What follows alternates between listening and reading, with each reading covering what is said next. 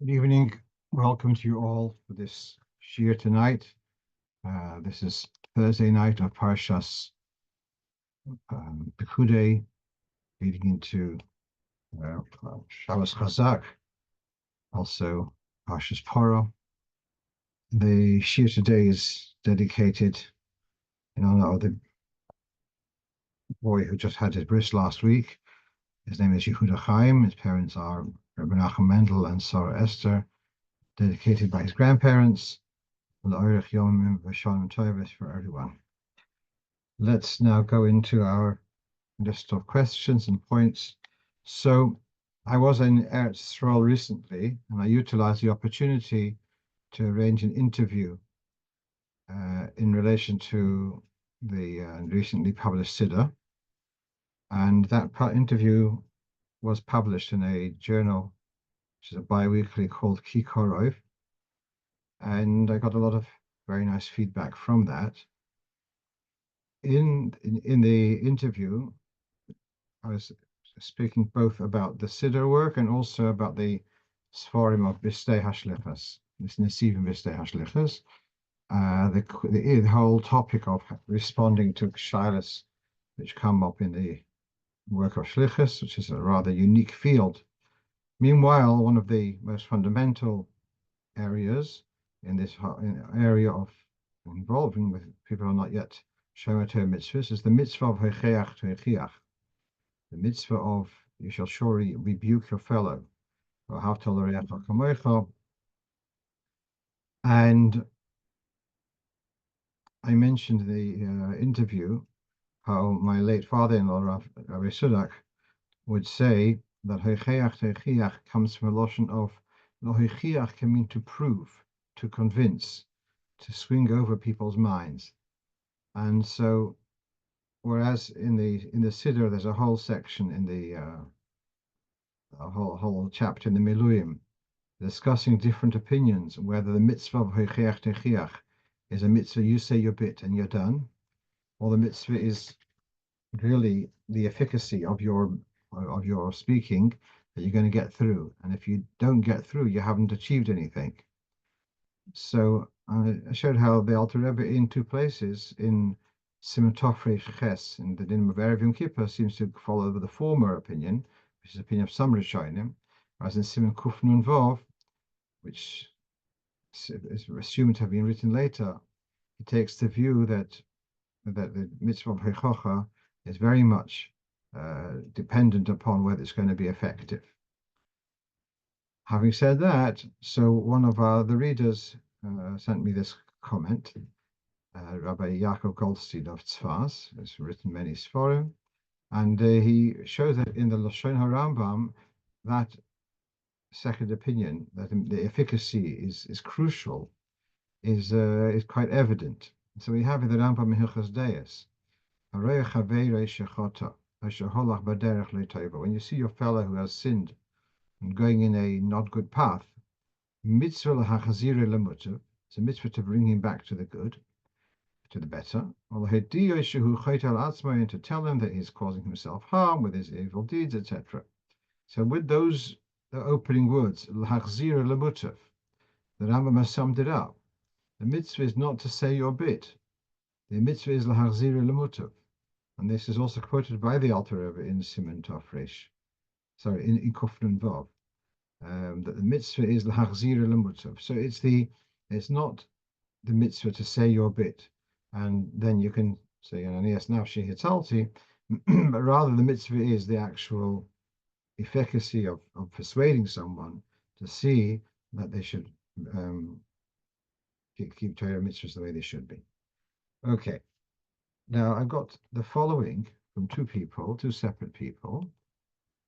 And you'll see two illustrations in the same week. So possibly because we're getting closer to Pesach, and if you've got lots of people come for your Seder, so this egg steamers have become topical. So two separate shilas.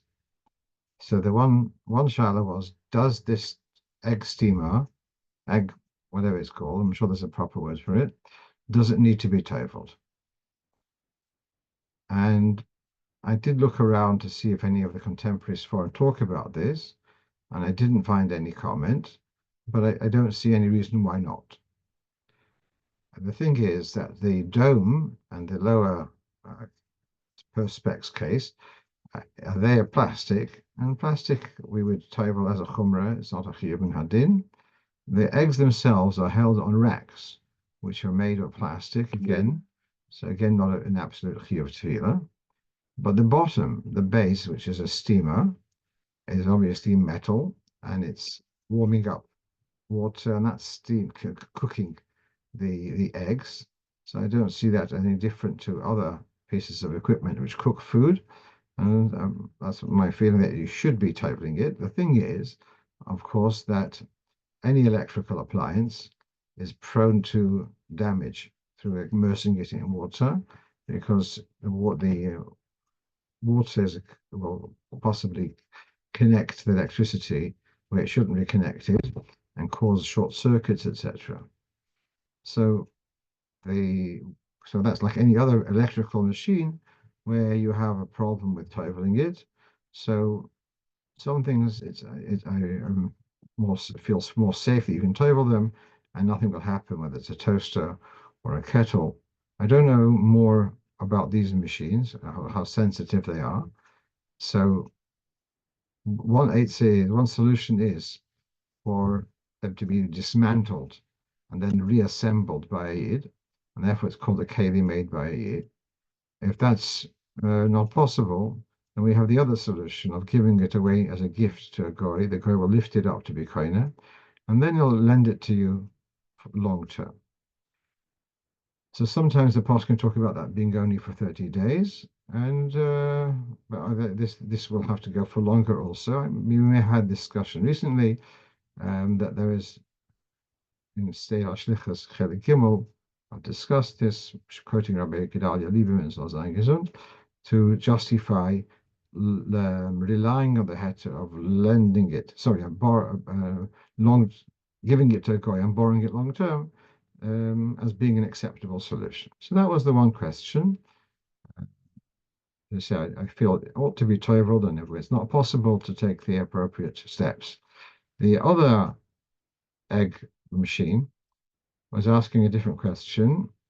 He was asking about, there is a minhag quite widespread to when you cook eggs, to cook a minimum of 3 eggs at the same time. And the logic of that is that in case one of the eggs has a blood spot, and that egg is treif, well, then it will be only a minority. It won't treif up the pot. But if you would boiling a single egg, it turns out to be a blood spot, then your pot would be also.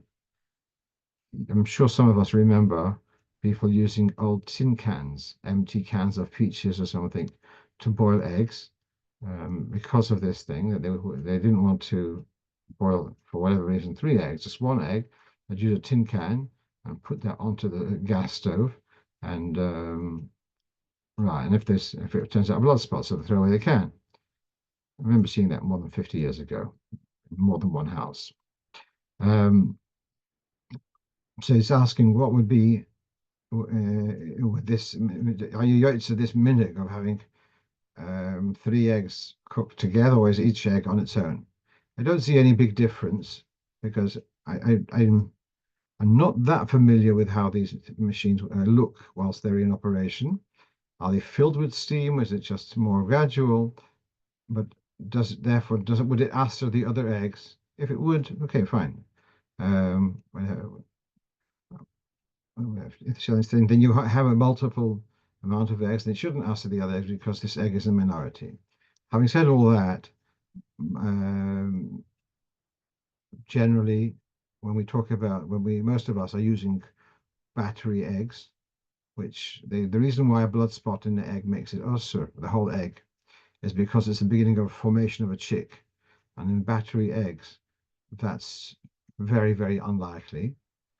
Consequently, the whole idea that the egg mix with a blood spot makes the whole thing treif, I wouldn't apply that nowadays. It's very often people ask, they fried an egg and then they realize there was a blood spot. Do they have to cash the pan? Do they have to throw away the pan? And the answer is, if you're using battery eggs, the answer is no. It doesn't, and if it's got mixed up, you're making a cake with cracking lots of eggs, and then if you realize one of them got a blood spot, it doesn't. You don't have to throw out the whole lot. You can be makel, and just scoop out the equivalent of one egg, and the rest would be okay. So that's as much as I have to say about this second Shiloh about the egg boiler. Let's go on. Next point. Now, this question really threw me. A young lady, she's become a Balas Tshuva. She lives with her grandma. Both of Russian origin, living in Israel. Grandmother doesn't keep anything. Uh, I assume that they're keeping kosher because the granddaughter is keeping kosher and they're sharing a kitchen. The granddaughter is going away for Yom Tov, is going away for a couple of weeks, and she's assuming that grandma will be using chametz on Pesach. And therefore, she's asking, do I have to kasher my kitchen when I get back? If it's used for chametz during Pesach, so does the use of chametz on Pesach cause the kalim to be unusable without kashering? Uh, so really, the answer is pretty explicit in Shulchan Aruch that it's not a problem. Let's read this from Simon Tov Mem Zayin. Kalim in which chametz was cooked during Pesach. So, and you realize that your pot was used, or pan was used for chametz on Pesach. So then you just have to scrub it well. There shouldn't be any chametz visible. And once there's chametz, when no chametz is visible, you're good. Even though there's chametz absorbed in the walls of the keli, but that's not visible, and you're only in violation for bal yiruah, for visible chametz. Therefore, if a baking tin was used on Pesach for chametz, and now the baking tin is clean, so then you're not in further violation, and you're allowed to now keep that baking tin for after Pesach. And then he adds in the third line, she'oz mutar levashel bohen v'lo yahag'olo v'hechsher klal. After Pesach, you'd be allowed to use that pan or baking tin. You'd be allowed to use it without any kashering. The reason being, although chametz on Pesach is a hugely significant isser, but chametz she'over alava Pesach is an isser derabanan. Now, the assumption, I believe, is that it's going to be from now until after Pesach will be more than 24 hours from when it had the chametz in it during Pesach, and by then you can afford to ignore it because it's Eine Ben Yoimoy and it's Isser Drabonon. So then you are allowed to use the keli afterwards. So that's really, happily, this is not a problem. That the kalim which are used for cooking chametz on Pesach do not become treif for the rest of the year. She didn't ask about Bishul Akum. She didn't ask whether the grandma can be trusted for kashrus. Those are other issues which can be addressed separately. At this point, so we have it very clear that you are allowed to use those kalim after Pesach without kashering. Truth be told, it's not very much that we do in cooking chametz mamish in our pots. When you're cooking pasta, pasta hasn't swollen. It's not chametz in the strict sense of the word, and possibly many other foods which all right. You'll fry bread. That would be chametz mamish. But a lot of the stuff which we may be using matzah meal, etc., that would not be chametz mamish. But even if it's chametz mamish being used on Pesach, after Pesach it would be mutter to use. Yeah, so let's see. I'm thinking now perhaps a sandwich maker. So yeah, so it's after Pesach, you clean it and you're allowed to use it. Right. Going on to the topic which we discussed last week about making hamotzi in the chometz room. This is on the Shabbos and Erev Pesach. Then going to another room in the house and having there your fish and your etc. and your dessert. Can you bench in the second room, or do you have to go back to the first room for benching? So we had this discussion last week, and I wasn't very keen to allow making to bench in the second room. So saying you should really go back to the first room for benching. Alternatively, you just bench in the first location and then take a pause and then resume eating in another part of the house. That's all. I mean, it's separate rooms. Now, I repeated this on Friday night, and someone pointed this out to me. This actually is addressed in the Alter Rebbe's Shulchan Aruch, and that's the source is in the Magen Avraham. We may as well, just to save time, go straight into the Alter Rebbe's Shulchan Aruch. This is in Siman Kuf Pei Dalet. Ve'im ochel b'cheder zeh, if you ate in one room, al das levorech b'cheder acher b'vayis zeh, with in mind to continue eating in another part of the house. And it's so this, as I mentioned last week, the Shittas Haran is that Shinei Mokim under the same roof, if you had in mind, is not a problem. It's not called a Shinei Mokim. So he writes here to now that is if I had some chocolate in one room, then I went to another room. Do I have to make another bracha on the chocolate because of the Shinei Mokim? So if I had in mind, it's on the same roof, I don't have to make a new bracha Rishona. Here is talking about whether it works for bracha achrona not to have to go back. So here it's you ate in one room with intention to continue eating in another room. It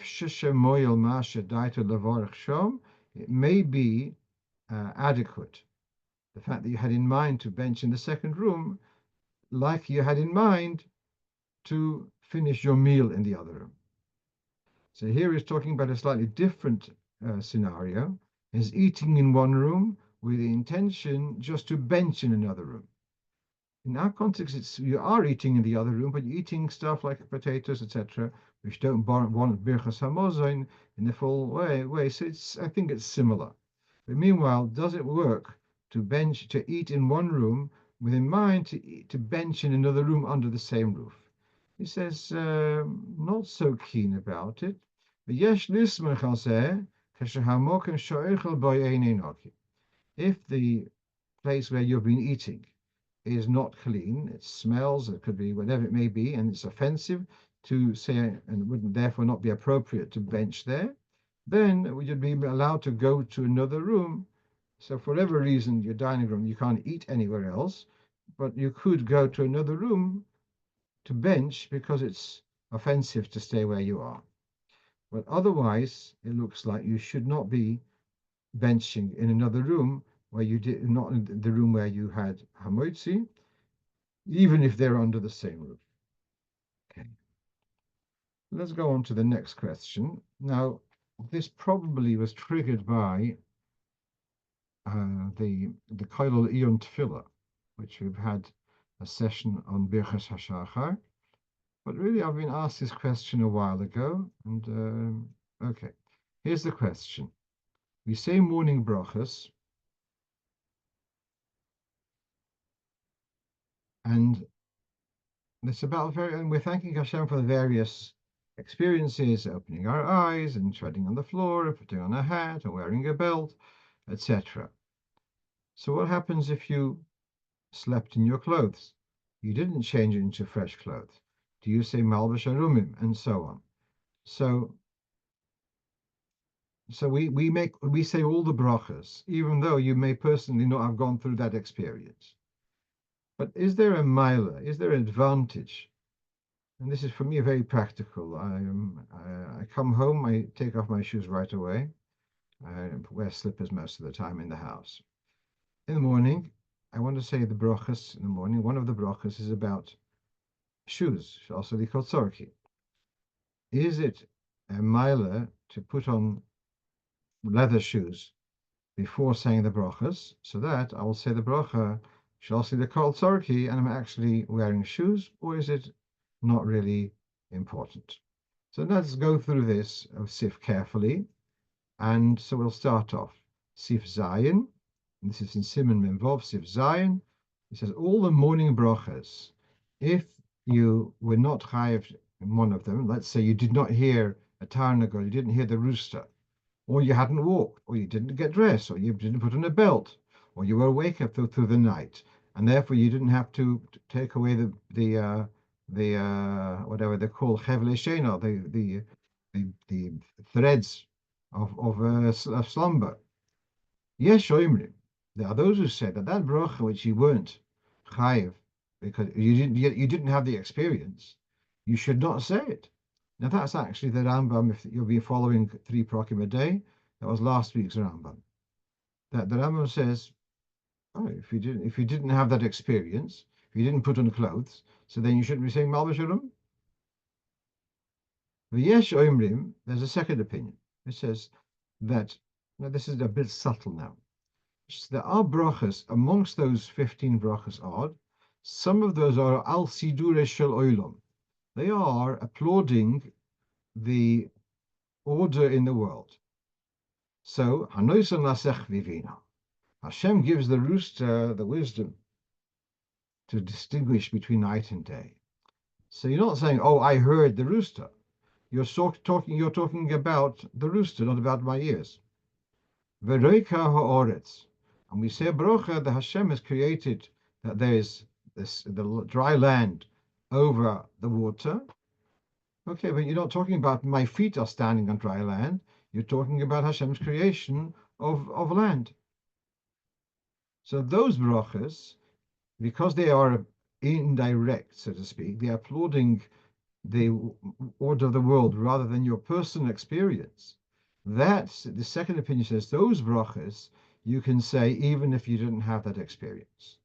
By contrast, the brachas which are addressing hanaosa, the personal benefit, like malbesh harumim, like hamechmitz adegova, that you're able to walk on the ground, v'oizi yisrael b'gvura, putting on a belt, v'oiti yisrael, you're putting on a hat. So this second opinion is saying that the brachas of applause for Siddur Shalom, you say regardless. But the brachas which are clearly relating to your own indulgence and experience, if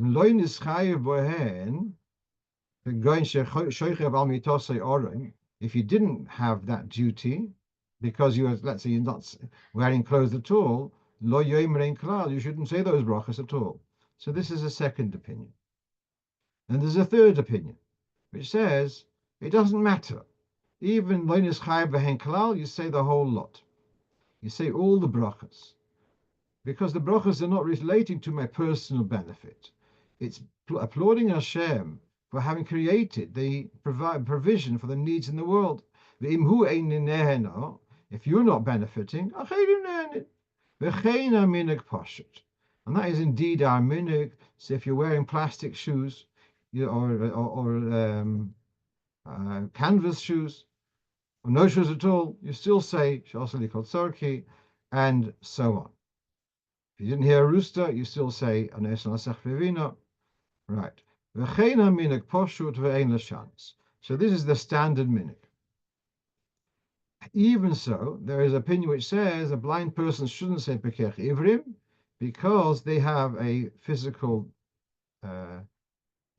defect, they're missing that. By contrast, the person who's deaf should say the bracha on about the rooster having the wisdom because it doesn't say in the bracha about your ears, about the hearing. It talks about the rooster. Okay, so far, so we've got 3 opinions. One says you only say the bracha if you had that benefit. The other extreme says you say the whole lot. And the middle path is to differentiate between whether the bracha talks about minhag shel olam or sidur shel olam, or the bracha is talking about a personal indulgence. Now, then with that clarity, now we look at the last paragraph. So,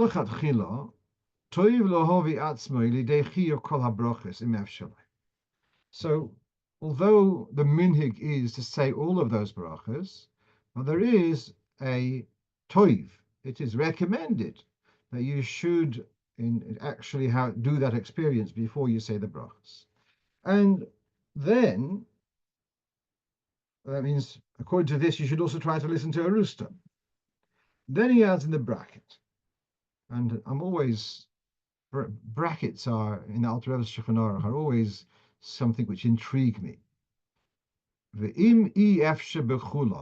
If it's not possible to go through all of those experiences, al kolponim yeshloi leilech, you should go, v'lil boish, and you should get dressed, v'laru, and put in your belt, v'la'ater, and put on a hat, kodesh yesade b'chesehen, kedei lochosh l'svara shniya.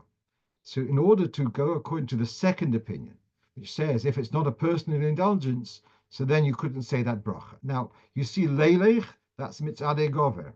Lilbosh is mal b'sharumim. Lager is Ois Israel. La'ater is Ois Israel. And now begs the question, what happened to shoes? What happened to She'oseli Kotzarki? Is that the same as those four, that it is Lahana Osoi? Or is sorry, is She'oseli Kotzarki less direct, and therefore you don't have to put on your shoes? So just looking at this Lashon, he's mentioning four categories, and the omission is glaring. Now, I'm going to look at the chat in a minute. I see there's a couple of points there, but let's just go to the Alter Rebbe's source. Now, this debate, whether the morning brachas are said, even if you didn't have that experience, is already, as I said, the Rambam has his words about this. Then here's the Rosh, in Maseches Brachos, in the last chapter, in Siman Chav Gimel, and he says, Kol anach brachos which are lahana osoi, mal b'sharumim, Mot Yisrael, v'she'osi sali kol tzarki. If you did not have that personal indulgence, then you should not say that bracha. And nowadays the minhag is to say that all the brachas are seder. All right, but meanwhile, the Rosh has mentioned as brachas lahana osoi, he's mentioned clothing, hat, also the Sarki. And so the fact that the Alter Rebbe doesn't mention She'osali Kol Sarki becomes even more interesting. Then we'll look here underneath the Rosh, we've got the commentary, Divrei Chamudos, he's reading into the Rosh, where he says, the brachas which are for your personal indulgence, those you shouldn't say if you didn't have that indulgence. Whereas those which are Sidura Shaloilom, like Elokei Neshomo, Hanes Nasech Vivino, and Roik Haaretz Alamoyim, Hamech Mitzadei Gover. So those you can say regardless. Now we've got into another bit of trouble, because Hamech Mitzadei Gover has got to do with your walking. And the Alter Rebbe had seen Hamech Mitzadei Gover as a brocha shehein lahana osoi. Whereas the contrary to this earlier, to the Devrei Chamudos, who's seen Amechi Mitzadei Gover as being talking about Sidur Shaloilom kind of thing, like Kanois Lasech Vivino. It's more remote. And so if Amechi Mitzadei Gover is remote, then I can think that She'oseli Kol Tzarki is also rather vague. So I'm really puzzled. It's just like, do I have to get out of my slippers and put on my shoes before saying brachas in the morning? That's my dilemma. Reading in the Alter Rebbe's very precise Lashon, he chose these four and he left out She'oseli Kol Tzarki. Do I have a svara why She'oseli Kol Tzarki is less explicit? Well, that's perhaps that. It's less explicit. So I'm going to leave that as a tzorich iyun. But as I read this, I'm just, wow. The Alter Rebbe is mentioning these four, and clearly missing out Shal Salikot Saraki. There must be a reason for that. Okay.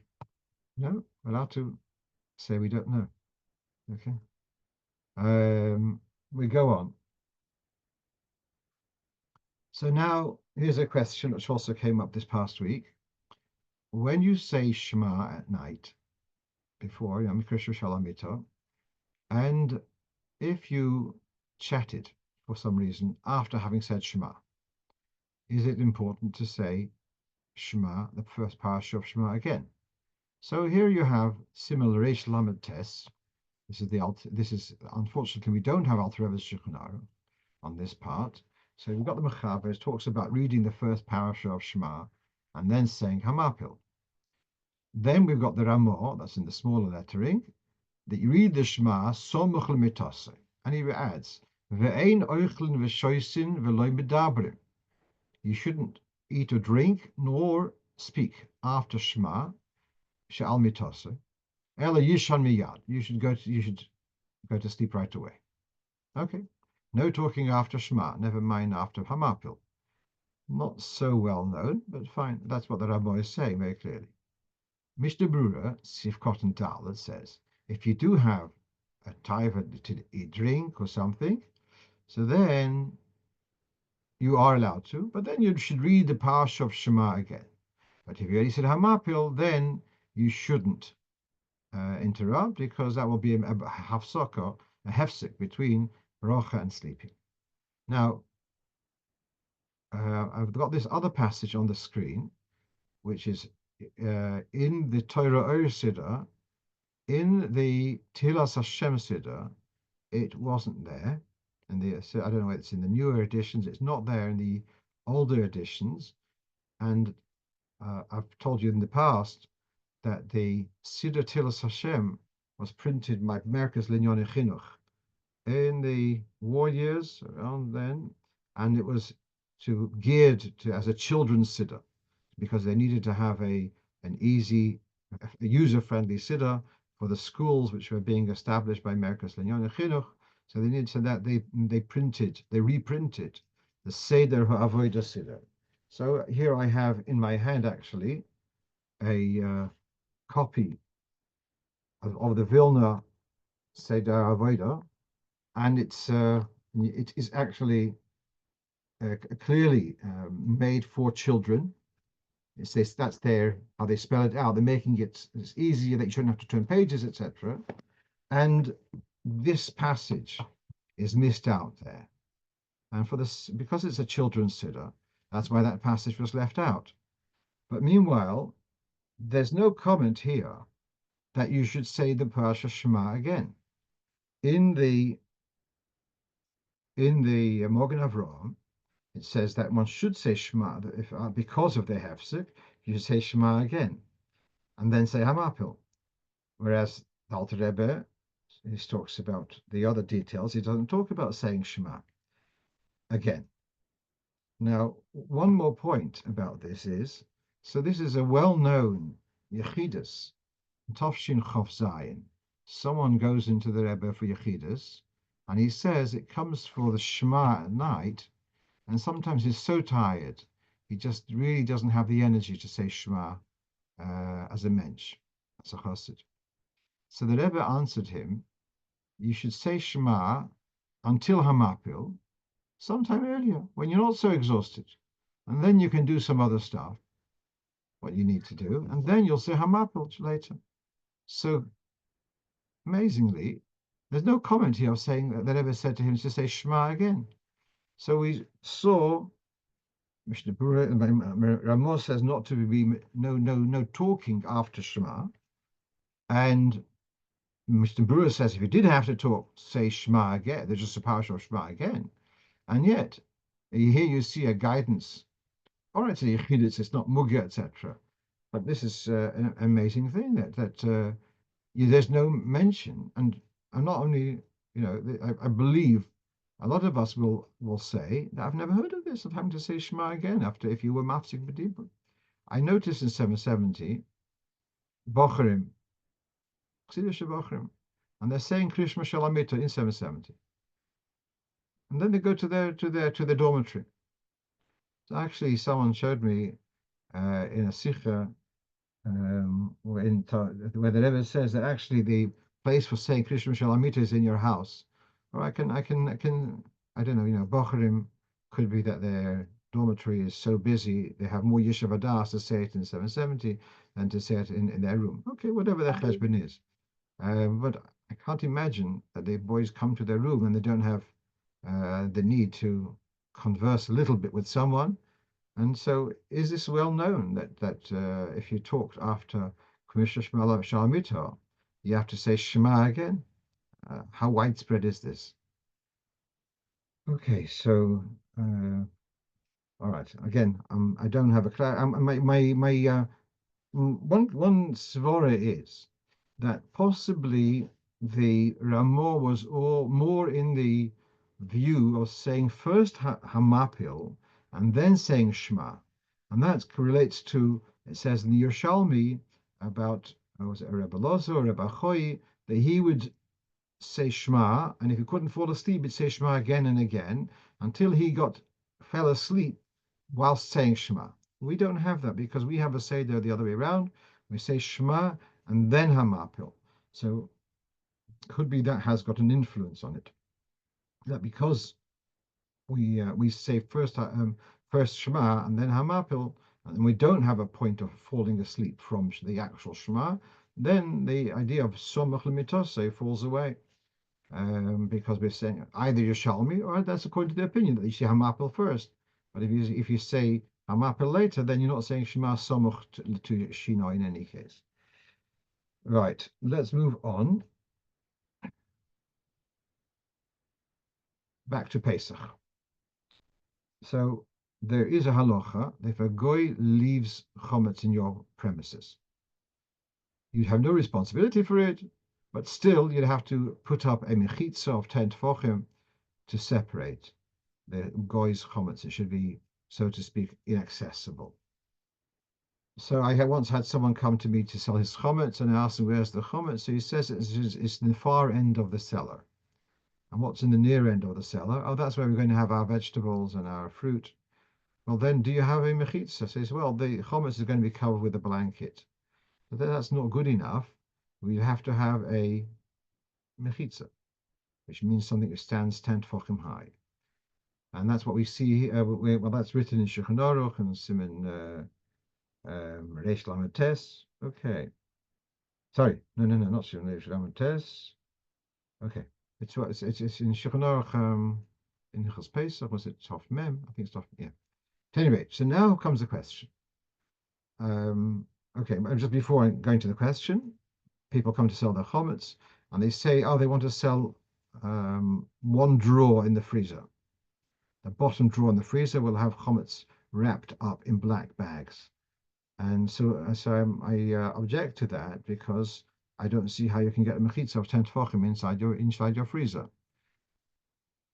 So either you sell that whole freezer unit, but not to have one shelf within a larder, within etc. That doesn't work. Sometimes there might not be real chometz. It might be just kitnios or something. If it's real chometz, then you need to have a mechitza of 10 tefachim. All right, so if I can mention the late Mr. Teller, Olav Shalom, who they would take all the dishes, everything, take it out of the kitchen, and they had a room in the cellar or something, and they took everything out before Pesach. It's a big schlep. Nowadays, I believe most of us don't do that. The chometz stuff stays exactly where it was the whole year round, and we solve the problem with a bit of sticky tape. And it's sold where it is. Okay. So here's the question. Where's the mechitza of 10 tefachim in front of our sold chometz?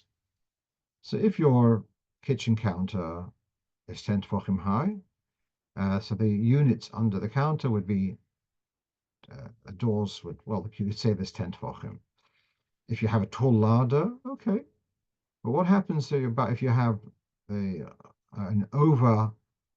cabinet which is over the counter, which typically those things are about 70 centimeters high,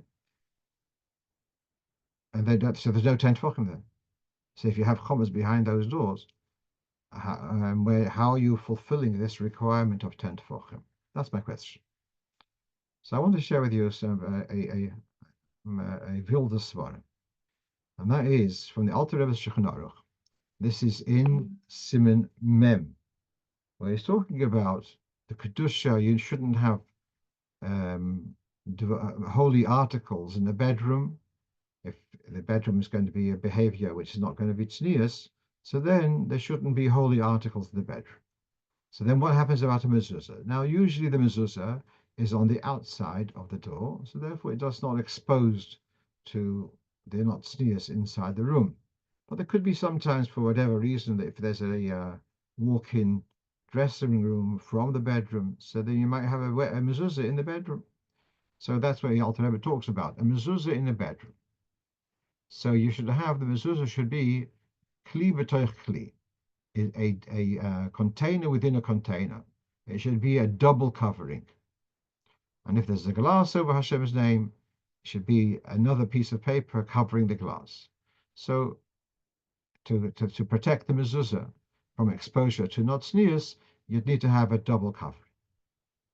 Then we've got here this amazing chiddush. Yesh mishoim, that mezuzah which is attached to the wall, it's as if mezuzah kimshir kavua kula bekoisel. It's I only got to say then. Even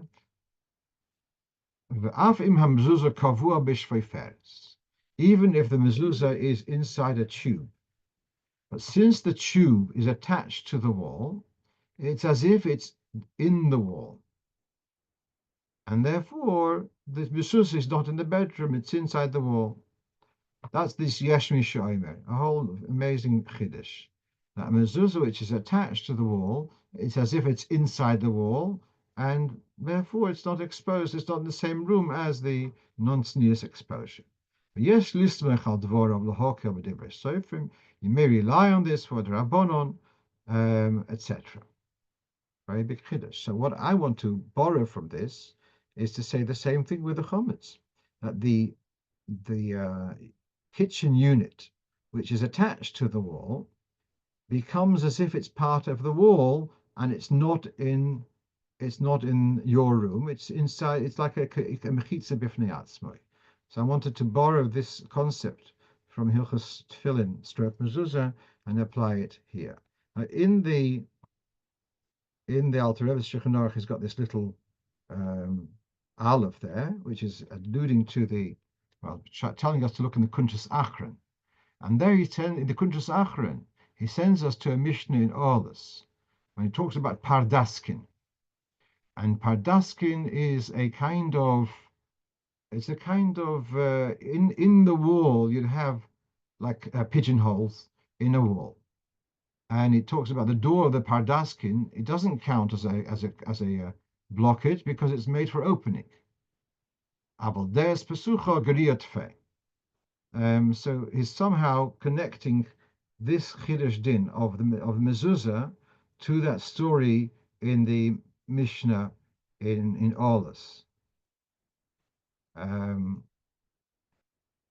Yeah, I mean, you could argue that this is our case is worse than the mezuzah because the door is made to open and close.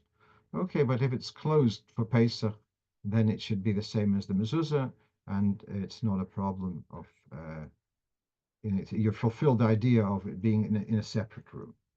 That's the best I can do. I did not do research now how other poskim deal with this question about a kitchen cabinet, but that's one suggestion. Right. Now, coming back to, again, the Erev Pesach dilemmas, and the Hamish setting will be Shabbos afternoon, got a huge chunk of time to relax. If you're making a public Seder, so then we've said that you can employ the services of a goy to set up the tables and to set the tables, etc. Because was the Shvus l'tzorech mitzvah, and so that the Seder should be able to start at a reasonable time, and your people who are who have come, they shouldn't be put off tonight and not put off for next time. Okay. What about warming up food? So what I've been saying is you can't ask a guy to turn on a fire on Shabbos. Sorry, that's Isser Deraisa. What about asking a guy to to turn on the fire Ben Hashmoshes? After sunset, it's Ben Hashmoshes. And so Amir el we have a rule that Amir el is permitted Ben Hashmoshes. So that could be a significant help, that the Goyish staff would be allowed to start warming up food from Ben Hashmoshes onwards, which means after sunset. So let's take a look over here. This is from Shin Mem Beis. It's not the only place it's mentioned. That Ben Hashmoshes, you would be allowed to do an Isur Rabbanon if it's a Dvar Mitzvah. So Godel Hefsed Meruba. Now, then he says, are those who were weighing up whether that only applies for the beginning of Shabbos or also for Motzei Shabbos? Because Motzei Shabbos, it's already Shabbos. To say Shabbos has left is you got a chazaka that Shabbos is still here. But the Alter Rebbe says v'yesh lahakil. So here you have that Ben Hashmoshes, the Isur of Isurui Drabonon, including Amir al-Nachri, would be mutter l'tzorech gadol l'tzorech mitzvah. So really we have a little bit more leeway to allow the goyish staff to do malachas from after sunset, so that the food should be ready in time for Shulchan Aruch at the Seder. Now, another, I've got it on my list, number 9, which I don't have a slide on the screen. May you have a non-Jewish worker mop up the facilities which are otherwise offensive. So in the Stei HaShlichus Volume 3, I drew up a list of 9 rules of exceptions or exemptions to the Isur of Amir L'Nochri. Those were from the Alter Rebbe's Shulchan Aruch. But this is not there, but this is a very practical question in a public facility, in a public building, and there's the facilities, quote unquote, and sometimes people make mistakes, etc. And so it's going to be offensive for people to come in if it's not maintained respectfully. And sometimes that involves taking a mop and mopping it up. Are you allowed to give instructions to a Goisha staff member to use a mop? This is for Shabbos or Yom Tov, etc. And the answer is, we have a rule, Godel Kvod HaBrius, Shadochas Lesas Shabbatayra. Kvod HaBrius overrides many Isur Drabonon. And so in the Sefer Bein Yisrael L'Nochri, he addresses this, brings from various sources, that yes, Amir L'Nochri would be permitted in order to uphold Kvod HaBrius. So if you needed to have the facilities being mopped, even though you're going to say mopping is a Isur Min HaTorah, squeezing the water out of the mop, etc. That may very well be, and still, if it's at the expense of Kavod HaBrius, then Kavod HaBrius would be more important. That doesn't mean a heter for everyone to do it in their house. It's chas v'shalom to do it yourself, but even it's talking about Kavod HaBrius in a public place, or even it could be even in a house. But if there is already an assault on Kavod HaBrius, so then Amir al-Nochri would be permitted. Okay, what do we have left? So now we have 2 more points on our list, and that is last week we discussed again the Chabad house scenario, where if you're going to tell them that we're going to start the Seder at 9:15, they won't even show their face. So you want to start the Seder at 7 or 7:30, and you'll lay out the tables, and you put out some shal shudah, some buffet. No, not buffet. You put it on the tables. You'll put some fish or some latkes, whatever it may be. And this way you'll get they are wined and well, not wined, but they're dined a little bit, and they're happy. And then you'll have by Shkia you'll stop, and then you'll start perhaps doing some Haggadah review, or you do Ma'ariv, whatever. We went through that. So then everyone knows there's a Mishnah in Arvei Psochim that you're not meant to eat excessively in the late afternoon of Erev Pesach. So you shouldn't take away the appetite for matzah. And so you have this is in Sofei Ayin Aleph. It's on the screen that you're allowed to have a bit of fruit, a bit of vegetables, or other stuff. That's allowed, but you shouldn't have a lot because that's going to impact your appetite. So here's so someone wrote this into me. He says I ignored this point of that the people coming to have this shalosh shudas is going to impact their their appetite for the matzah. It's a valid point. Number one, yes, encourage your people to have a little bit of food and tell them the real food is going to come later. That's one way. The other side of it, the other approach which I have is you're talking up here about people who, if you don't accommodate them this way, they will not come at all. They will have matzah. They will have matzah well before the Zman, and there won't be yotze at all. So what's better? That they should eat have a little bit less appetite, and eat the matzah on to be mekayim the mitzvah in a Torah, or they should not come at all. So the answer is obvious. So it may be justified to sacrifice the appetite for the matzah for the mitzvah of eating matzah altogether. It's just a realistic understanding what's going on in the broader community who don't understand the union of zmanim and how important they are for kiyum mitzvahs, etc. What else do we have here? Last week I'd said something about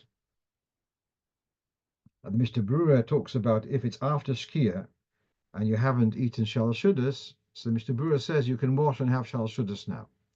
So someone asked, what about could you have a bit of mazonos after Shkia?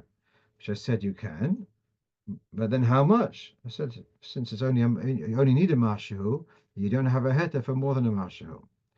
So once you've had a mashahu, so then stop. So now this same fellow asked me the question that what happens if the fellow's asking, did he not have a snack at any stage? He only had just the Shabbos meal, didn't have anything else. Now, if he had a snack, even though he didn't do it for the sake of Suda Shlishis, says it's without Suda Shlishis, which is a valid point.